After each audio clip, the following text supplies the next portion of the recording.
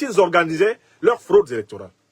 On est là, en 2025, à la première fois qu'un média officiel français désavoue le système électoral truqué depuis 1945 par la France au Cameroun.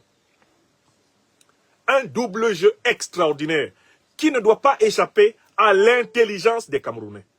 Nous ne devons pas nous laisser voler la révolution camerounaise par le néocolonialisme français et ses agents tapis qui veulent profiter des colères populaires pour détourner la révolution et préserver leurs intérêts. Comme ils l'ont fait au Gabon, avec Oligui Nguema, le général Dansoman, ou en Guinée-Conakry, avec Mamadi Doumbouya. Il faut faire très attention au tournant dans lequel nous sommes. Nous risquons de passer d'un cycle d'élections volées à un cycle de révolution volée. Je continue à lire le compte rendu de RFI qui nous révèle les intentions néocoloniales françaises. L'archevêque de Douala interpelle aussi sur la crise anglophone et dans la région de l'extrême nord appelle à une prise de conscience générale. La situation exige que les citoyens aient à cœur de choisir des hommes et des femmes animés par le désir de changer de changer ce que nous vivons, écrit-il, et de sortir le pays du bourbier où il se trouve. Samuel Cléda avait déjà marqué les esprits à Noël lorsqu'il avait déclaré sur RFI qu'une nouvelle candidature du président Paul Biya à 92 ans pour un 8e mandat n'était pas réaliste. Voilà le compte rendu de RFI. Parmi les fidèles qui ont écouté la lecture de cette lettre pastorale lors de la messe dominicale à Douala, l'avocat Georges Tegem, communicant du parti présidentiel, qualifie le discours d'excessif. Tegem va plus loin. Il dit « Le RDPC avec le président de la République travaille pour améliorer le quotidien des Camerounais. L'évêque ferait mieux de nous accompagner en formant les masses à la lutte contre la corruption. » Fin de citation. Quant à la présidentielle, si c'était joué d'avance, nous n'irions pas aux élections. Le RDPC travaille pour les remporter, conclut-il, sans sous-estimer ses adversaires. Ça, c'est ce que dit Georges Tegem, un communicant du RDPC, au service du parti voyou criminel de Biya. Alors, maintenant vous avez une idée assez précise de ce qu'a dit Monseigneur Samuel Cléda, archevêque de Douala. Je partage à 100% le constat et le bilan qu'il a fait du régime de Paul Biya. Je partage à 100% la conclusion que Monseigneur Cléda fait qu'on ne peut pas obtenir d'alternance par une élection truquée d'avance. Que Elekam Biya, le Conseil constitutionnel Biya, les troupes Biya ne laisseront pas le peuple camerounais choisir librement dans des conditions déjà frauduleuses, avec une exclusion a priori de tous ceux qui peuvent rivaliser avec Biya. Il n'est pas question pour nous de considérer que le 12 octobre puisse matérialiser un quelconque changement par la voie des urnes. Les 12 candidats retenus par M. Biya sont des opposants figurants qui sont en réalité des militants déguisés du RDPC. Pour tromper la vigilance des Camerounais, leur donner l'impression qu'il y a élection et par la suite reconnaître une fois de plus la reconduction, l'auto-reconduction du tyran. L'évêque de Douala nous dit la vérité. Il nous dit il n'y a pas élection en 2025. Il n'y a pas élection le 12 octobre 2025 au Cameroun. Sur ce point, sur cette conclusion, je suis aussi d'accord avec lui. Il y a une troisième idée qui est très forte. Il y a le bilan, il y a la conclusion et il y a les recommandations d'action. Monseigneur Cléda dit que nous devons chercher d'autres voies pour sauver notre pays. Je suis d'accord avec lui. Mais là, je dois apporter des précisions supplémentaires que lui n'a pas apportées. Pour nous, lions et lions indomptables de la libération panafricaine du Cameroun, nous sommes opposés à une fausse alternance qui consisterait en un coup d'État militaire mené par des officiers, des soldats à la solde du néocolonialisme français. Nous sommes partisans d'une révolution populaire citoyenne pacifique qui engagerait toutes les forces vives de la nation vers une transition politique consensuelle, lors de laquelle le Cameroun se doterait d'une nouvelle constitution fédérale, et c'est seulement à l'issue de cette transition que pourront être organisées de véritables élections justes et transparentes. des élections mahatocratiques, conformes à l'idéal africain de Mahat, vérité, justice, solidarité. Donc attention, oui, le Cameroun doit passer par d'autres voies pour se sauver de la tyrannie de l'oligarchie Biya. Mais ces autres voies, il y en a une qui est fausse. C'est le coup d'état néocolonialiste à la Oligui Brice Clotaire Nguema. Et il y a une voie qui est vraie, c'est la révolution populaire, citoyenne, pacifique, panafricaine du peuple camerounais, avec le soutien des éléments panafricanistes, révolutionnaires, patriotiques et républicains des forces de défense et de sécurité du Cameroun. C'est la bonne voie. C'est la véritable autre voie qui peut permettre au Cameroun de sortir de son impasse actuelle. Voilà pourquoi le peuple camerounais doit se mobiliser comme un seul homme. Doit transcender les barrières ethniques, religieuses, régionales, pour veiller à ce que cette transition ait lieu. C'est-à-dire que le régime de Paul Biya démissionne, soit démis. Si on n'a pas démis le régime de Paul Biya, on ne pourra pas avoir une élection au Cameroun. Si on n'a pas démis le régime de Paul Biya, tout le bilan catastrophique qu'a dressé Monseigneur Cléda n'aboutira jamais à la résolution du problème national camerounais. Écrivez ça. J'ajoute enfin, pour conclure ce point, une chose supplémentaire. Ce n'est pas Paul Biya qui est candidat à la pour-élection du 12 octobre 2025 au Cameroun. Il n'en a plus la capacité mentale. Il n'en a plus la capacité physique. C'est une oligarchie criminelle, corrompue, qui instrumentalise le vieillard grabataire, profondément sénile, Paul Biya, pour l'utiliser afin de continuer à s'accaparer des richesses de l'État du Cameroun. Cette oligarchie a été clairement citée dans les propos de Monseigneur Cléda. Je reprends l'extrait de ces propos dans lequel on voit très bien qu'il a conscience que c'est une oligarchie qui tient le Cameroun en otage. Il dit « La démocratie est entachée par la violence institutionnelle, les intimidations, l'absence de transparence, de vérité et de justice. Il est moralement inacceptable d'organiser des élections dont les résultats sont connus d'avance, décidés par une poignée d'individus. » L'expression clé ici dans le propos de Monseigneur Cléda, c'est « poignée d'individus ». En français politique, poignée d'individus exerçant le pouvoir politique se dit oligarchie. Oligo en grec veut dire quelques-uns, un peu. D'accord? Arché veut dire le pouvoir, la tête, l'origine. Monseigneur Cléda valide la description du pouvoir réel au Cameroun. Ce n'est pas Paul Biya, monsieur Paul Biya, intuitu nominae, qui exerce le pouvoir. C'est un groupuscule d'individus que j'appelle les Biyas. B-I-Y-A, apostrophe S. Dans ces individus-là, on doit compter sa femme, qui l'instrumentalise et qui tient à être première dame à vie du Cameroun. Elle instrumentalise le vieillard, qui bien souvent est désorienté, ne sait pas où il se trouve. Parfois même, c'est elle qui lui dit de lever les mains. Parfois même, elle doit l'aider à lever les mains. Le fils qui espère hériter du trône dynastique que son père lui a promis, Franck Biya, fait partie de cette oligarchie. Le secrétaire général de la présidence de la République, qui a reçu une délégation abusive des pouvoirs présidentiels, Ferdinand Gongo, fait partie de cette oligarchie. Les généraux qui contrôlent les corps régaliens des forces de défense et de sécurité font partie de cette oligarchie. Le chef du gouvernement, Dion Ngouté, et un certain nombre de ministres stratégiques font partie de cette oligarchie étroite.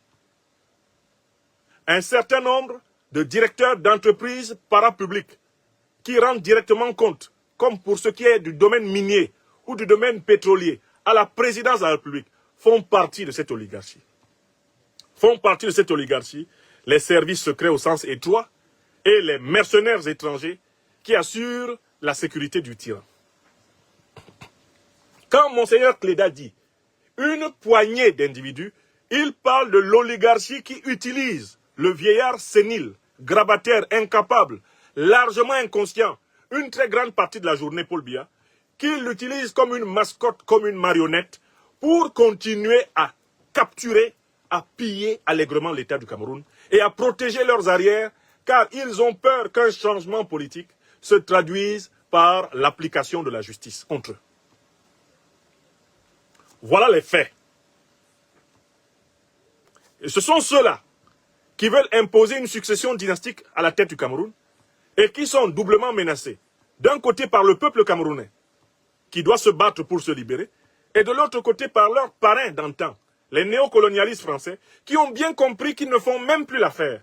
Ils ne peuvent même pas assurer la pérennité des intérêts néocolonialistes français, vu le degré de faiblesse que leur régime a atteint. Voilà pourquoi les géostratèges néocolonialistes français ont prévu un coup d'État à la Oligui Nguema, à la Mamadi Doumbouya, pour se débarrasser de leur vieille carrosse, pour se débarrasser de leur vieux pneu crevé, Paul Biya, qui ne peut plus garantir la préservation et la perpétuation de la néocolonie. Donc je vais plus loin que Monseigneur Cléda, pour éclairer les Camerounais sur cette affaire. Nous ne voulons pas passer d'une dictature civile à une dictature militaire. Nous voulons passer de la dictature civile de Paul Biya à une transition civilo-militaire qui va nous permettre d'aller vers une nouvelle constitution fédérale consensuelle et à l'issue de laquelle seront organisées des élections exemplaires. Et le pays sera ressuscité, il sera renouvelé, il pourra vivre la vie qui lui a été volée depuis l'acte barbare des colons jusqu'à ce jour. Voilà la vision. Je voudrais donc une fois de plus ici saluer Monseigneur Samuel Cléda pour le courage de la vérité, cette fameuse parésia dont parlait le philosophe Michel Foucault. Je voudrais l'appeler, comme toutes les autres forces vives de la société civile au Cameroun, à épouser la cause de la lutte pour la destitution du régime de Paul Biya. La lutte pour la démission du régime de Paul Biya. La cause de la transition civilo-militaire, révolutionnaire, panafricaine, populaire, anticolonialiste et anti-impérialiste, afin de bâtir le Cameroun sur les fondements qui lui ont été volés quand furent assassinés les Rudolf Douala Mangabel, les Kouvali Kenye, les Madola, les Dandembita, quand furent assassinés les Ruben Oumniebe, les Félix Moumié, Osende Afana, Ernest Wandier, avec des millions de nos compatriotes.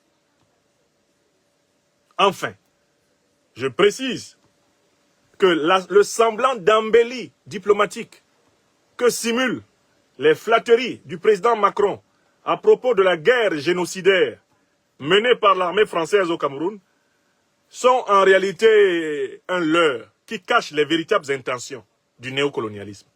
Le néocolonialisme français veut absolument s'assurer qu'il ne perdra pas le Cameroun parce qu'il sait qu'une révolution populaire couve. Alors il commence par flatter le tyran pour le frapper, mais tout en frappant le peuple camerounais dans le dos. Car le néocolonialisme est duplicitaire. Il poignarde ses propres héritiers, mais il poignarde toujours ses victimes traditionnelles, les peuples. Le néocolonialisme n'a pas d'amis. Donc ne vous laissez pas bluffer par cette idée, cette histoire de reconnaissance d'une guerre.